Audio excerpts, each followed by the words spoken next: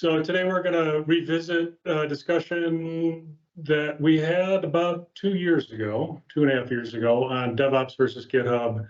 That was about 1.5 years after Microsoft acquired GitHub. There was a lot of confusion in the marketplace, so I thought it was worth revisiting. So I'm Phil Spokas. I'm VP of Professional Services here at Intellitect. I have a long history of doing stuff, software development, DevOps, team building, DevOps coaching, Azure architecture, customer management. I don't know, probably a half a dozen other things, which that's good enough. Okay, so as stated, Azure DevOps Revisited. This is mostly a discussion. There's a lot of questions here. There's a lot of features in both Azure DevOps and GitHub that have similar names that mean different things. So, please, even if I sound like a runaway train sometimes, stop me and let's have a discussion and explore some of these areas. My intent here is to go short of an hour because it's primarily PowerPoint, and I'll put you to sleep if you just let me ramble. So, again, do feedback. I love questions. I love discussion. Controversy, anything works. So focus of today is to review from acquisition, which was again in 2018 to now, what has happened with GitHub and Microsoft. Discuss some of the positioning. How do you use one? When do you use one? When do you use the other? And again, we're talking about 2 DevOps platforms. There are plenty of others that are out there, which we love talking about. Today's the focus will just be on Azure DevOps and GitHub, not positioning against GitLab or anything else. We'll talk about some recent feature updates, recent feature wins, and then wrap it up. So again, June 4th, 2018, Microsoft purchased GitHub for $7.5 billion in stock. Hard to believe. It's okay, they can afford it. We don't have to feel bad for them. So with Azure DevOps, Microsoft owns 2 major DevOps platforms. So it caused a lot of questions in customers' minds and our minds as a key partner. We're a Microsoft partner, we're now a GitHub partner. So there are a lot of questions from us and a lot of, let's say, internal debate about what direction would be. You come in, have a seat, Mark. I don't know, thank you.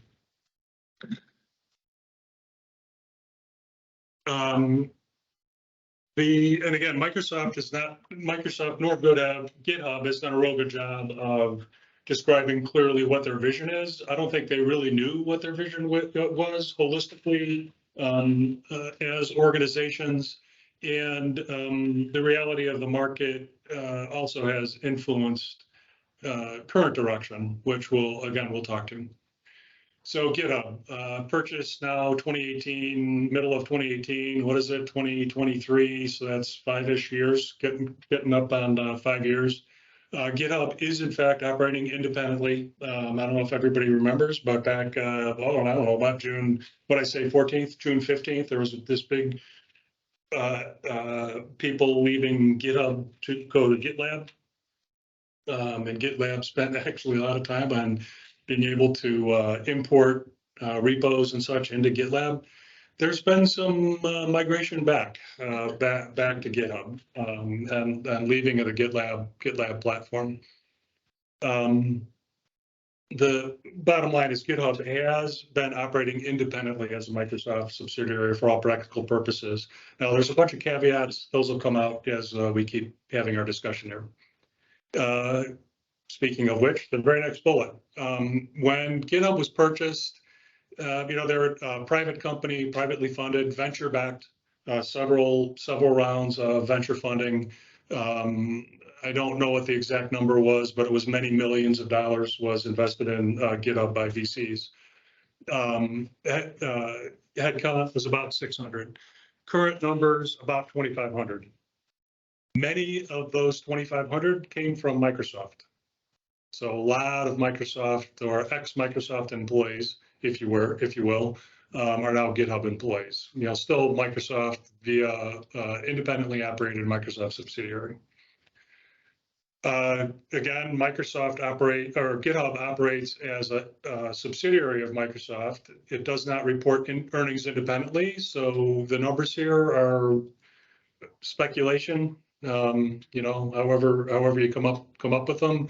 Yeah, you can do your own research on the Googles, or ask ChatGPT and see what it tells you. Either way, you should come up with numbers that are about like this. GitHub now has annual recurring revenue of about $1 billion, up from a reported 200 to, reported. I shouldn't say reported, not officially reported, but reported in press and such, 200 to 300 million at the time of the acquisition. Published numbers by GitHub are, depending on what number you use, 90 million active users or 100 million users, maybe 100 million, another 10 million are not active, only using GitHub occasionally. This is up from about 28 million from 5 years ago. So plenty of growth, right? In 5 years, they've, what is that, 3 or 4 times the numbers. Interesting thing to note that people sometimes don't realize, GitHub had, and I put this in quotes because, again, I don't know for sure, had never turned a profit prior to acquisition. They needed to be acquired. They needed an exit strategy, the hundreds of millions or whatever, tens of 20s. Again, I don't know the exact number, but it was a lot of millions that were put in by VCs. VCs ultimately want to see a return on their money. There is a rule of 5, a rule of 10, a rule of 7 in VCs. That is, you invest in 7 to 10 companies. You want, 1 or 2 winners, 3 or 4 break evens, and the rest, all right, fine. If you lose money, you lose your money, you're fine, because the onesie twosies up to half, or you're breaking even on make you all the money. So you don't expect to return every one. GitHub, they put enough money in, there was enough users, et cetera, that something needed to happen to get it turnaround. And if it wasn't Microsoft, Oracle, Google, there were other people who were at play for GitHub. So I think in retrospect, again, we're Microsoft partners, so it's easy for me to say this, but it seems like it's turned out pretty well for GitHub and for users of GitHub and et cetera, et cetera. Open source is still vibrant. That hasn't really gone away. So does that make sense? All good? Yep. I see some heads shaking up and down. Any other commentary, please shout it out if you're remote. So some of the... I don't know if you want to check chat, but there are a few questions in there for you. Yes, I will. Actually, I can probably do it from here because I did go remote.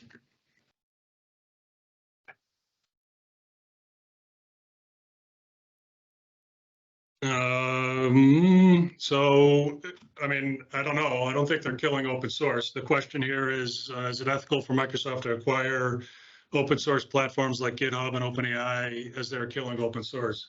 So I don't think GitHub has closed source anything, and no clients have closed source anything since the acquisition. So I don't think there's any negative. Whether it had been more positive, I don't know. GitHub was not going to survive on its own. That is for sure. It was going to go under. It was not making a profit.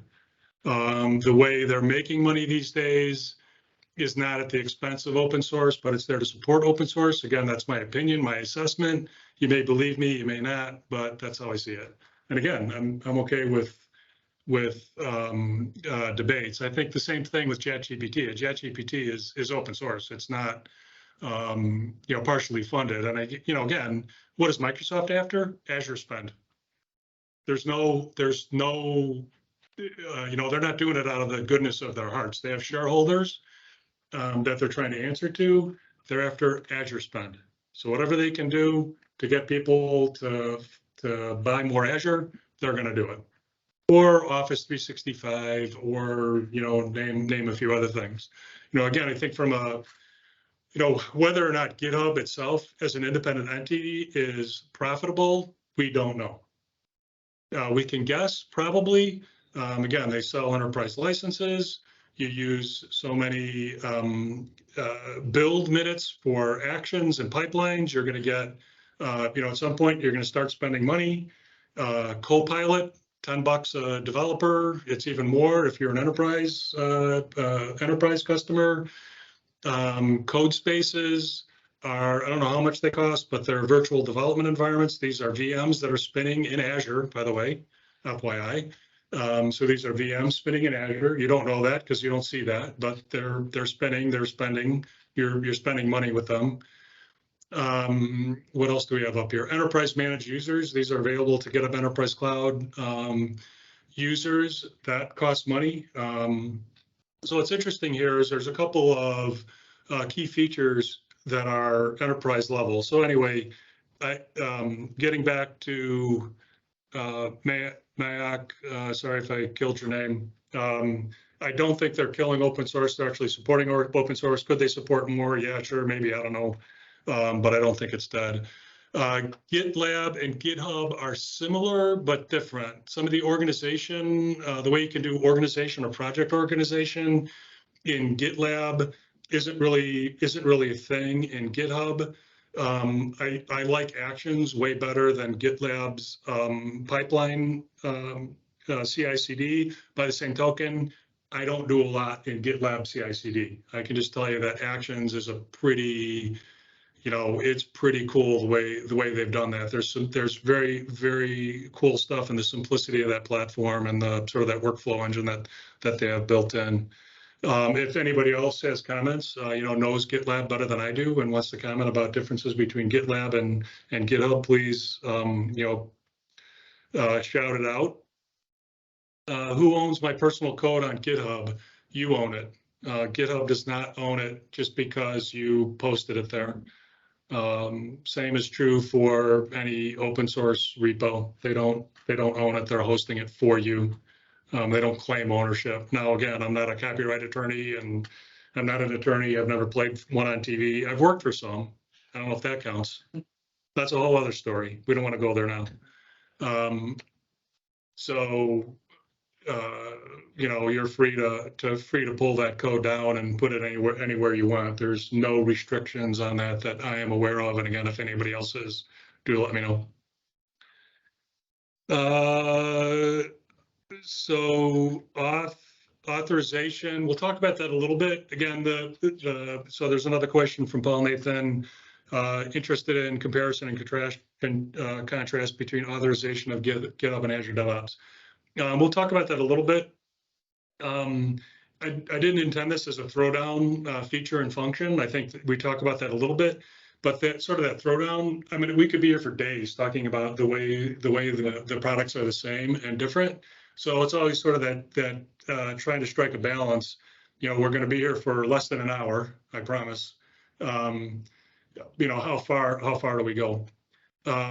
So we'll cover that and maybe try to fill in the gaps at the end for what we don't cover.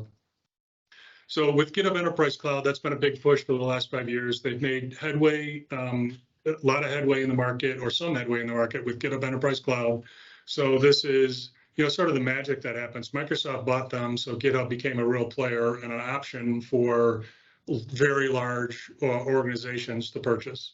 Before then, it's like, oh, GitHub open source, that's too socialistic. I can't buy them, or whatever the reasons are. But if you're familiar with corporate buying, you may understand a little bit of what I'm talking about. And GitHub is sort of doubled down on that with this enterprise managed user, which is integrated auth. They'll integrate with Azure AD or Okta for integrated single sign-on, SAML or OAuth type authentication with GitHub Enterprise Cloud. GitHub Enterprise Server, that's their on-prem product, which also has integrated security, but really the key thing is GitHub Enterprise Cloud, the GitHub hosted. We've hit on a couple of these other things, this GitHub Copilot that your AI, chat GPT powered under it's a chat, it's not a chat GPT, but open AI powered model that is built off of all of the open source that's hosted on GitHub, so you may still own your code, but it's going to get used to drive GitHub Copilot. You might see it come back to you when you ask Copilot to write some code for you. Hey, that code looks familiar. Oh, I actually wrote that already. Interesting. Another enterprise, significant enterprise feature, and again, we've seen uptick in our customer base, and I think it's one of the things that's pulling enterprise customers into GitHub is advanced security. We've done a previous talk on advanced security, but it is very slick, shift left, does some real cool stuff. And this is based on at least one element of it. The code scanning is based on a SEML product that GitHub purchased before or about the time of the Microsoft purchase. I'm not exactly sure when that happened, but it wouldn't surprise me. It happened about the same time anyway. It was probably in the works before the purchase. Maybe they were able to close the deal once they got infused with 7.5 billion in stock. Code Spaces, interesting. This is that virtual development environment originally developed by Microsoft. It basically it has been taken over by GitHub, and that's how you get it. Used to be, for a little bit of time there, you could actually get that from Microsoft, but it's no longer available from Microsoft. It's only GitHub. Actions, we talked about this a little bit. This is, as they've been adding features, more and more things are becoming, more and more features are, nice enterprise level features. They're great for anybody. OpenID Connect. So this is being able to authenticate to a provider, an open identity provider, without having to specify passwords. Again, I think we've done a session on OpenID Connect. So passwordless authentication, great in the enterprise. If you've done an Azure DevOps in a large Azure DevOps implementation, and you've got hundreds to literally thousands of service connections that you're trying to manage, you realize very quickly the benefit of having OpenID Connect. You still have to manage service principals or whatever, but I don't have to have another version or another wrapper for that service principal and a service connection like I've got in Azure DevOps.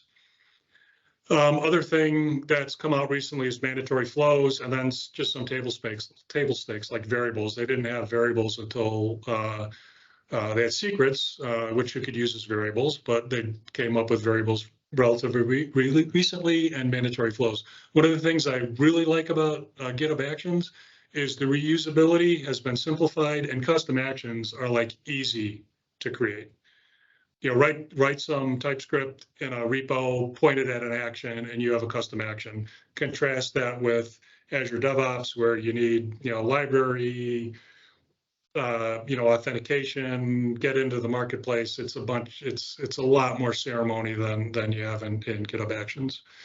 They're also coming up with a lot more security roles and fine-grained personal access tokens. So there's still quite a number of things that are tied to personal access tokens.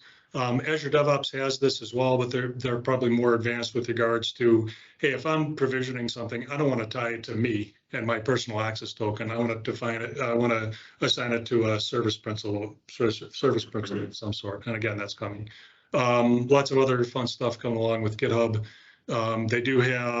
They are making a lot of strides with projects, but they're still not even close to what you have in Azure DevOps. Okay, Azure DevOps. So believe it or not, the Azure DevOps customer base is still growing. They're taking on new customers.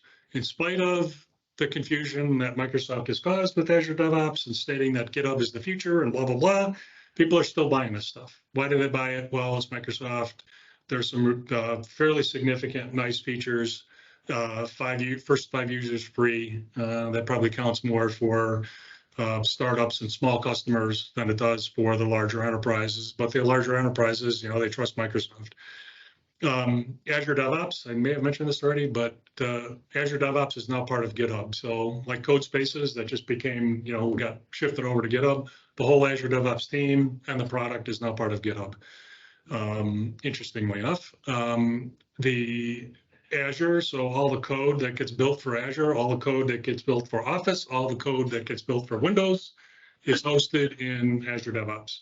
Microsoft has one of the early Ring instances. They have a canary that's part of the DevOps team, and then they have the first like production Ring is just, I think, the Microsoft internal system. So that's what it gets deployed to once it gets out of the canary Ring. There's a separate presentation on that, which is real interesting, which we can get to if people are interested in some future presentation. Windows is Microsoft will tell you that Windows is by far the biggest single repo. It's mono repo. I'm sure Windows is not all one repo, but there's a very large mono repo that that's made that Windows is created from. So there was a significant slowdown in development for in Azure DevOps after the GitHub acquisition. And again, a lot of basically what Microsoft was saying and what GitHub was saying was that GitHub is the future. Forget about DevOps. Again, market has spoken, and there's been renewed investment in the platform. And if you just look at the releases over the last several years, you can see, you know, the cadence sort of slowed down. They used to be 3 weeks. I mean, every 3 weeks they were shipping stuff out. That sort of slowed down. It wasn't necessarily every 3 weeks. The size of what was released wasn't nearly as much or nearly as significant, and that's sort of been picking back up in the last year and a half, so on and so forth. And you just look at the releases to see that. Some of the key things that are happening in Azure DevOps, you know, the Azure boards or the work item management, that's always been a pretty hefty, rich enterprise-grade product. They've redone Boards Hub, as they call it, or that user interface into Boards. It's much more usable. They've invested quite a bit in delivery plans. They've actually done delivery plans 3 times, at least. It might be more. At this point, it seems like they've settled on that feature. So So being able to take, you know, user stories, manage those as features, manage features as epics, and then be able to lay out a plan on a calendar is something that Microsoft has been investing heavily in. They also have much better dependency tracking. So being able to track, investigate dependencies in your work items, that's always been an area of, well, we'd rather not talk about it. They've actually started to add some features there. Another feature that's been there a while that people don't really remember or think to use is rollups. So I thought it was worth mentioning. This has been there for a couple of years now, where if you have a user story with tasks or a feature with a bunch of user stories, you can drive the status of the feature from the status of all your user stories. So if I close all my user stories, I can have my feature close. You may want that, you may not. Or I can say, how many points are my feature? Well, it's based on the sum of all the user stories. So that's actually built into the product. So you know, nice little feature. Announced, and I think it's just getting to public preview now, is GitHub Advanced Security for Azure DevOps. So they're taking the GitHub Advanced Security feature and rolling that into Azure DevOps and making it available in Azure DevOps. I haven't actually seen this yet, but it is something that you're saying. They're also doing more direct support for service principals and managed identities. Managed identities you have access to now if you do a self-hosted Azure VM. So you can provision a managed identity and do your security that way. Like, what can this deploy to using a managed identity, which is a really cool approach. You know, you have to then spin up a VM, but you do not have to worry about service connections and managing those with that approach. Also, analytics. This is another area of differentiation between the two products. GitHub does have some analytics. They're focused on engineer, you know, check-ins, etc. Azure DevOps analytics are focused on work item management, test results, pipeline success, and etc. This has been re-engineered into the product. It's built into the product, and it's very easy to integrate. There's a feature called Analytic Views, which is focused on work items, where you can take some pre-built, there's about 25, 30 pre-built views that you can just connect to Power BI. All these analytics are available via OData, so you can, anything that you can connect to OData, you can, REST API, you can do reporting and analytics off of. Again, we have a lot of Microsoft folks around here, so we've done a lot of work with Power BI. And they've also threaded analytics into the product. If you look at work item, just as by way of example, I'm going to bounce over here at some point. If I say go into my sample project and I go to boards, I've got an analytics tab. Doesn't jump out at you, but it's there. And then I have a velocity graph. Yeah, it's a sample project. Of course, my velocity is 0. Relax, people. I get some default analytics which are driven by that analytics engine. And then from a velocity, you can see I've never been here before. I can do things like modify. Hey, I want the velocity actually to be the classic sum of story points. It's still probably going to give me nothing because, hey, this is a sample project. But you get the idea. This is just built into the product, driven by the analytics engine. That shows up in other places as well, like in test plans. There's a very nice analytics view here, progress report, which is going to give you a pretty good summary of test status. These are things that were either delivered by SQL Server reporting services in the past, or by custom reports, or something like that. So this is a pretty nice analytics report that's just built right into the product. Okay, so far so good. I see Kevin. I think he answered a question for me.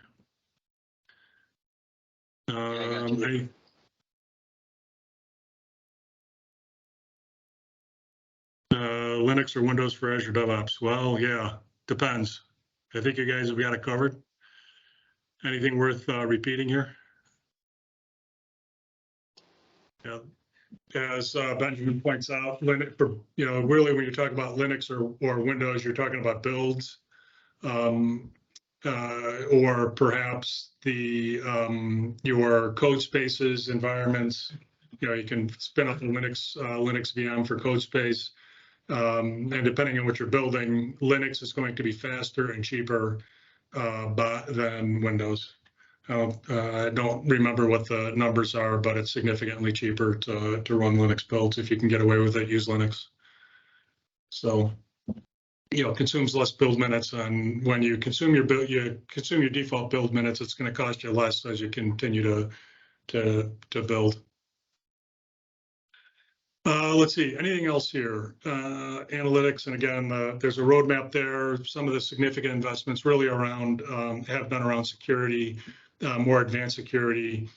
Microsoft Defender product that has a DevOps component to it, so you can feed code. Ultimately, when CodeQL comes out, those CodeQL scans can feed into Defender, so you've got an overall view of your security landscape via Microsoft Defender and whatever Microsoft Defender supports. Of course, that's not the same thing as Sentinel, which is a security eventing engine, SIEM product, not to be confused by Microsoft naming and renaming and rebranding, etc. But that is what it is. So again, just to speak to some of the numbers, this is actually kind of dated, but at Microsoft, they're doing 86,000 deployments a day with Azure DevOps. So, again, it's not something that it's going to be wound down anytime soon.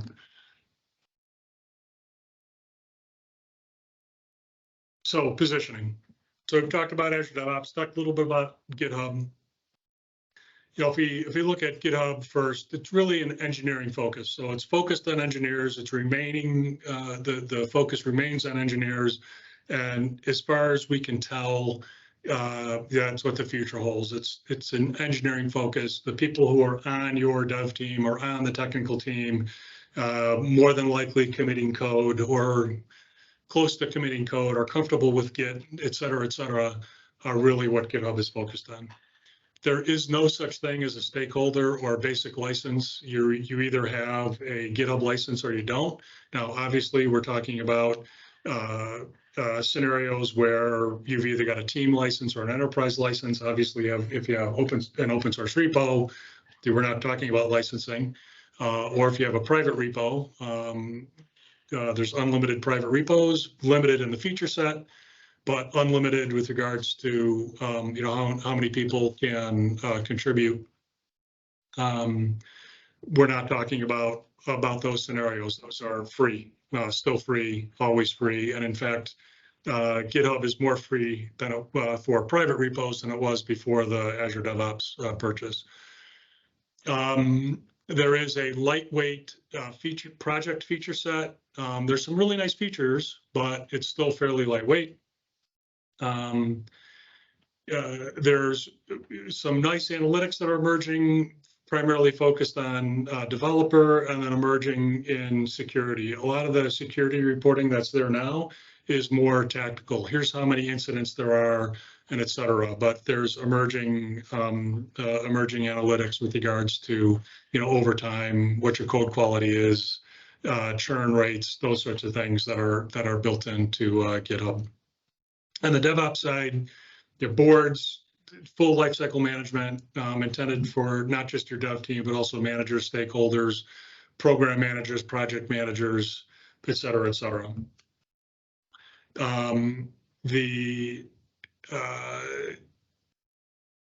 Azure Test, that should say, Azure Test, is a whole feature of Azure DevOps that doesn't exist in GitHub. This is for manual test plan creation, a manual and or exploratory test plan creation, execution, status, et cetera. That's not something that exists in GitHub. And again, we talked a bit about the analytics capability. So you see on the right, GitHub focused on engineering. On the left, Azure DevOps really focused on, let's say, full lifecycle or program project management. So, hey, if all you care about is your devs, you're focused on development, you're using GitHub already, great, continue to use GitHub. You need a tool to manage teams or teams of teams, significant products where, hey, it takes multiple feature teams to build it. You're going to naturally fall into the Azure DevOps landscape. There's also a DevOps and GitHub story.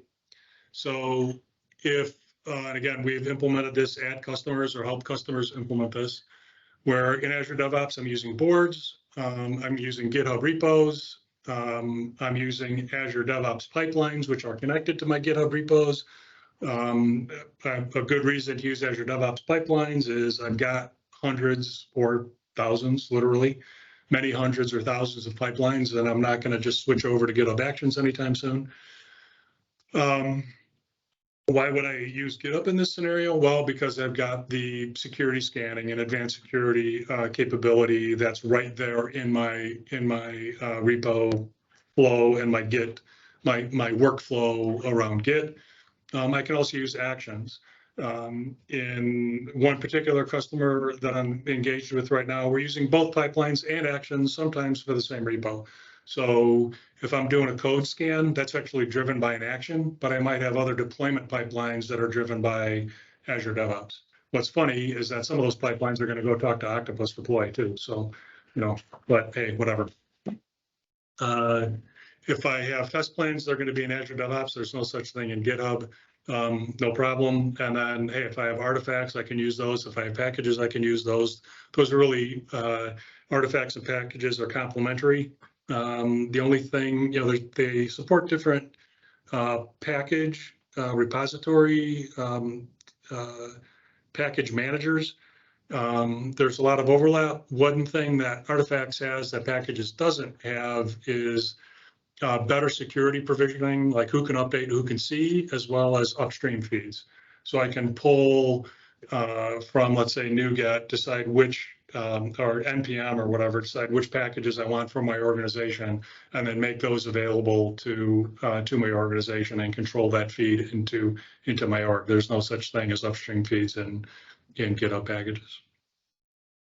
So I've been doing a lot of talking. I see a few more chats coming in.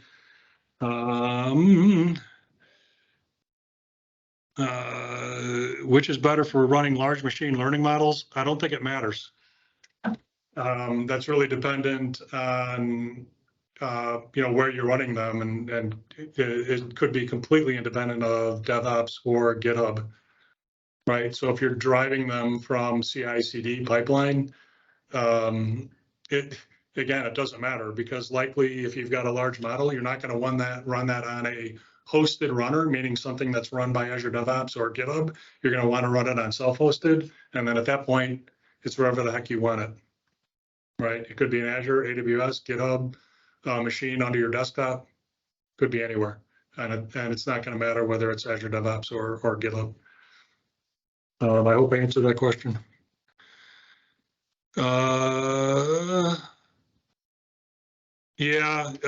So again, I think classically, there's a point here about Atlassian versus DevOps. I think classically, prior probably to the GitHub purchase, Microsoft was pretty focused on Atlassian as a competitor. I think that's fair to say. They were always, comparing themselves. And the DevOps community, the Microsoft DevOps community, was always beating up Microsoft because they didn't have a competitive offering to Confluence.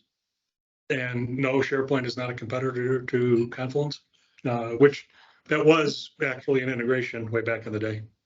I can't believe I remembered that. I thought I had forgotten that. Forgot that such a thing ever existed. But yes, they are probably closer than others. Whereas GitLab and GitHub are pretty close to each other.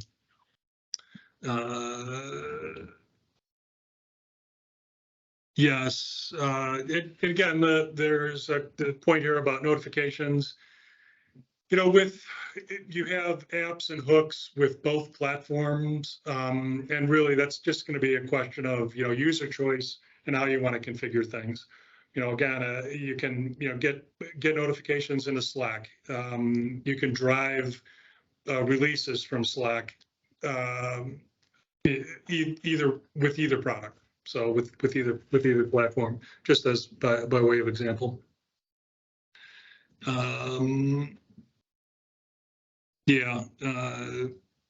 Microsoft and even GitHub these days, if they have their druthers, they're going to push it to Azure. And again, a lot of the behind the scenes of GitHub is in Azure, and they believe they're replatforming in Azure. But if that's an NDA thing that I heard, you didn't hear it from me.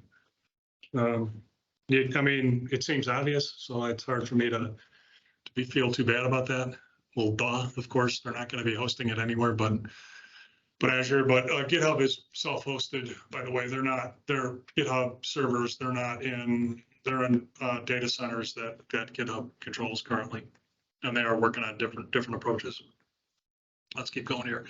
So existing customers, if you're in Azure DevOps, there's no reason to migrate to GitHub. Just on the surface, consider GitHub when you like the way GitHub PRs work, and you like advanced security. GitHub PRs are different than the UI of Azure DevOps. You can get used to either tool. One of the nice things about the PR, the PR view in GitHub is the way it flows, the way you can have conversations. You get it's all in the flow. And in fact, I've seen some really nice add-ons or custom GitHub actions that will actually take test results and feed those into the conversation. Right. That's one of the things that's been missing from GitHub Actions. On pipelines, if you're running tests and those tests are integrated, you get a nice chart of, hey, what are my test results? And I can stop the flow of my pipeline if my test results aren't satisfactory, or don't accept the PR if I don't have a high enough number on my test results passing. It's interesting that I haven't seen any from GitHub, but there are actions in the in the marketplace that will do the same sort of thing in the PR flow. So that's nice. That'd be a reason for me to, I'll throw my repos over in DevOps. And then again, advanced security, to be determined how that's going to look in Azure DevOps land. But we've got a previous session on that. Look it up if you're not familiar, and we're happy to talk about it in the future again. I profess the simplest thing that will work. It's kind of an agile mindset. Boards is not simple. You can make it simple, if you're familiar with the product and if you get used to it, et cetera, but it is significant in feature set, and that just comes with complexity. Sometimes that's not helpful. If issues are all you need, go for it. Projects are kind of nice. The GitHub projects, they're evolving it. There's some annoying things like the dichotomy between issues and projects and attaching an issue to a project and et cetera, et cetera. But again, this isn't a project talk. This is, it's kind of annoying, but it's getting better. And I've actually seen a workflow that if you add an issue and tag it, it'll automatically get put on a board. So on a project board. So again, if you're familiar with the feature, that'll probably make sense to you. Actions, again, I like actions. You might say, well, pipelines in Azure, you don't have to use YAML. Forget about it. Anything that's not YAML is legacy, classic, not moving forward. So even though there's still some nice features that haven't quite been reproduced, forget about it. You're going to be in YAML in either place. If you have data sovereignty concerns outside the US, you can't use GitHub. So just FYI, unless you self-host it, at that point, why bother? So that's my opinion. New customers. So new GitHub still is the primary focus. So if you can use GitHub, GitHub is going to want you to use GitHub, and Microsoft, as the owner of GitHub, is going to want you to use GitHub. And sort of the reverse effect here. If you need to manage multiple teams, you have people who aren't necessarily devs and don't know Git or GitHub that you need involved in the work management process. Use boards. Feeds we talked about, test management we talked about, and again, data sovereignty. They have worldwide footprint. Azure DevOps is hosted in Azure in certain data centers around the U.S. in any data center, but in certain data centers. So, for example, in the U.S., it's a central region, which is where Azure DevOps is hosted. So. Pricing, yeah, whatever. If you are a Visual Studio Enterprise customer, you get both. So your choice. And I'm not a licensing expert, nor do I want to be. So I'm only going to be able to tell you what I read on their web pages, and not much more, because that's usually when I tune out when I'm having a discussion with either GitHub or Microsoft. It's like, you guys deal with the customer and pricing. I'm not going there. Or I try not to go there. It isn't completely true. So note that we talked about enterprise, not cheap, but there's some nice features there, especially for enterprises who are concerned about securing teams, securing code, and having controls over their organizations. And then advanced security comes at a premium as well. But if you think about the features it provides, it's gimme for $50 a month. If you could save, one bug from hitting the field that could account to hundreds of thousands or millions of dollars, depending on your scenarios and your customer base and all the rest of it. Software doesn't sound fun anymore now. What? Well, it's fun if you use the right tools. One mistake. So, in summary, GitHub is an open source platform that's becoming enterprise grade. And in several ways, it is enterprise grade. Azure DevOps was enterprise grade, and it's not really going anywhere anytime soon. And I think Microsoft has come to that realization. They're reinvesting and pushing it forward. So, is the future any clearer with regards? Well, is it DevOps or is it GitHub? Well, it's really going to be both for a while. I think the long-term grand vision, from Microsoft's point of view, or GitHub's point of view, is why have two tools when you can have one? think practically speaking, the reality is there are two, and they're two different tools at this point in time. Hopefully you found that helpful. Any other questions before we go?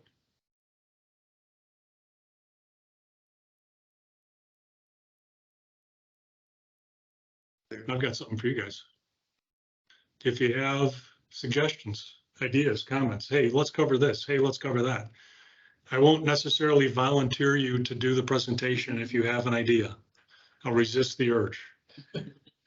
But you are welcome to present. Anybody, I'll take anyone. So I do have a question here, actually. cheers. Go for it. So usually when I do a build system deployment, my default tends to be to prefer self-hosting runners. Security concerns, data movement concerns, scalability and pricing concerns. I noticed you didn't really treat that. Is that generally outside of what your customer base wants? Could you comment on that? So is it outside what our customer base wants? Not at all. It is a very huge and large, it depends. For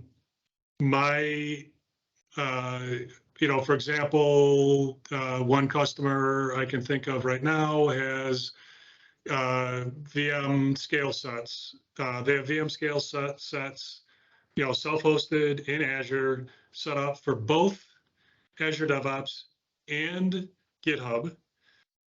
They have Windows scale sets and they have Linux scale sets set up for both DevOps and GitHub.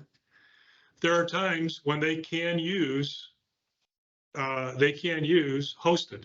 And hey, if I'm not concerned about if I don't have regulatory concerns that are going to prevent me from having my code built in the cloud, no worries, right? It's easy. If you're an enterprise customer, you get a pretty significant amount of minutes. It's also less stuff that you have to manage, so there's an advantage there.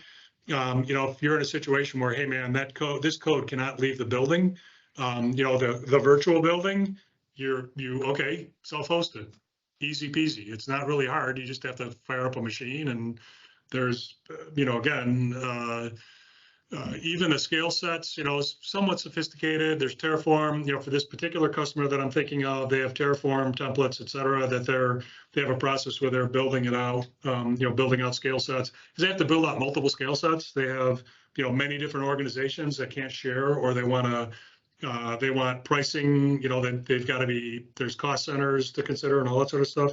So they're a fairly complex model, and it's worth the time, weeks, months, whatever, to invest in building out these templates, doing the provisioning, doing the deployment to get all that stuff to happen. So, no worries. But, on the other side of it, keep in mind that even if it's hosted, nobody can touch that machine. That hosted machine exists one time and one time only. It's a VM. It gets spun up, runs your code, and then it gets killed. Now, does your code leave premise? Yes, it leaves premise. Note if you're using Enterprise Cloud, GitHub Enterprise Cloud, or Azure DevOps Service, and not on-prem, your code has left the 4 virtual walls. Now, hey, you can set up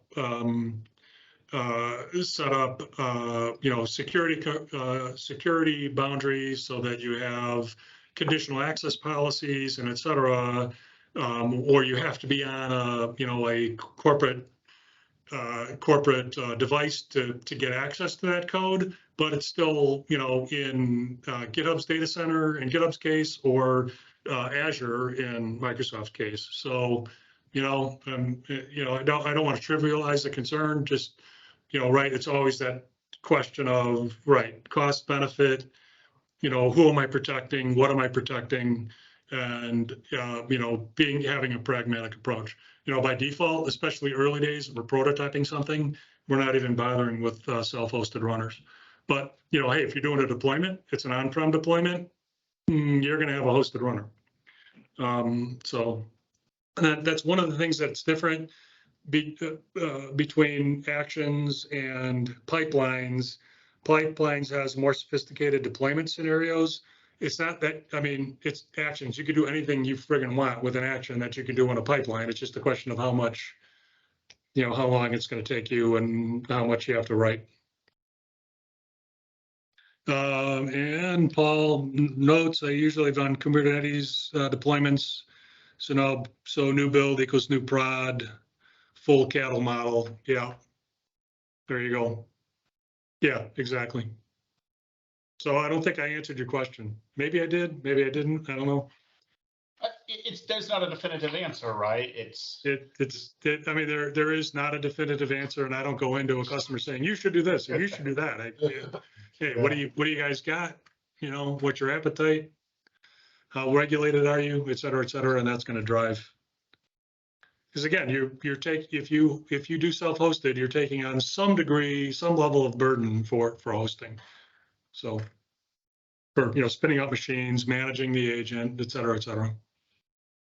So, and whatever you deploy onto it, like, you know, whatever AI learning model stuff that you want to deploy to your machine, because that's not going to exist in a hosted runner by default. And you're not going to want to pay for the minutes to download it, install it, get it set up, and then run your model. You'll burn through your monthly allotment pretty darn quick, and then it'll be spendy. So Yeah, that's a whole different deployment model than conventional CI/CD. yeah, for sure. Any thanks for the questions. Thanks for the feedback. Anything else? All right, we're going to call it. Thank you all. Appreciate it. And again, feedback appreciated. Welcome now in the future. Later.